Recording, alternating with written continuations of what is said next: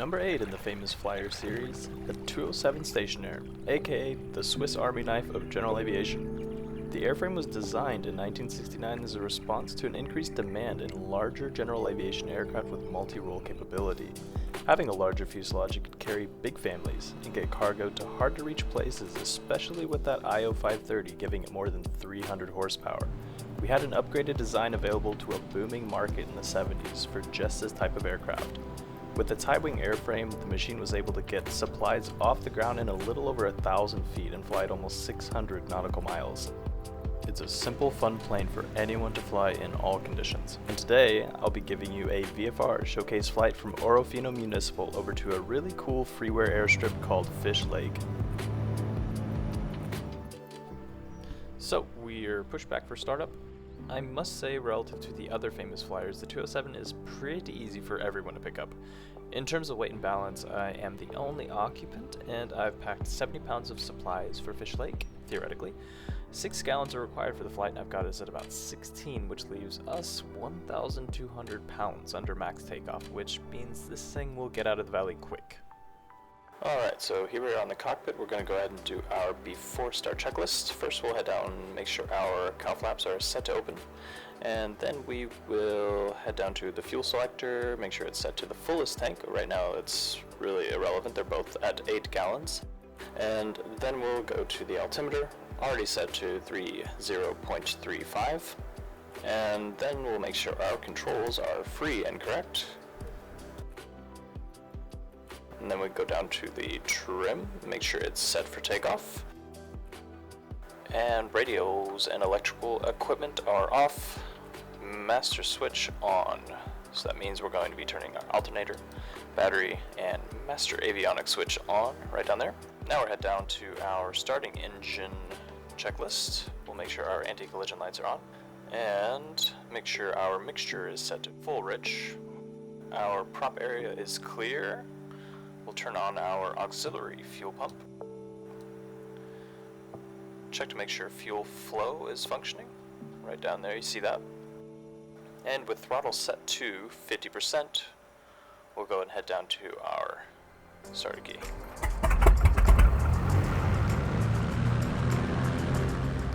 And now pull our throttle back to idle. Check our oil pressure in the green. COM 1 is on. Set our transponder to standby. Let's go ahead and remove the parking brake, test the tow brakes out. Check. Alright, now we'll go ahead and turn our floodlights on. As I get our cabin lights situated, I must give credit to another really nice looking build by Coronado. There's not a lot that beats getting behind a good detailed instrument panel. Now of course, there are a lot of bush planes out there that can do better when it comes to runway length. However, the 207 will beat most of them there, and that's one of the reasons why I ended up purchasing it in the first place. Alright, positioned on the runway, let's run through our before takeoff checks and do a quick run up. Parking brake's already set, and we're going to go ahead and raise our RPM up to 1700. Fuel flow, engine instrumentation looking good. Let's go ahead and drop down to our left magneto. We're only looking for a small drop in RPM. And now back down to the right mag. Looking good. Radio, autopilot, altitude, and heading check. We've got our transponder set to altitude. Let's go ahead and close our window. Good to go. Flaps set to 10. We're looking for a maximum performance takeoff. We're going to raise the RPM up to 2800.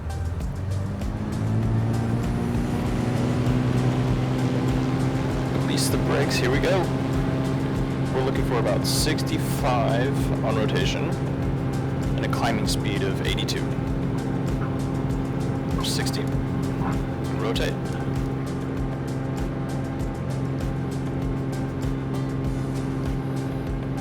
This thing really gets up quick.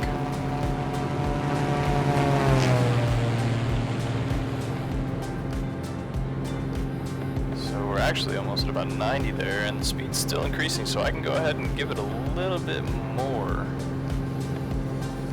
Wow, that's pretty crazy. There we go, now we're back down to about the maximum performance climbing speed there. We're going to go ahead and make our left turn.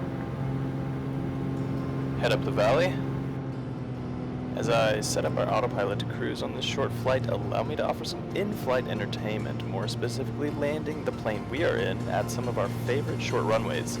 The infamous St. Bart's features a modest 2,000-foot runway with a twist on short final having a steep slope, which forces pilots to approach at an angle much steeper than a normal glide slope. However, the 207 handles it with ease.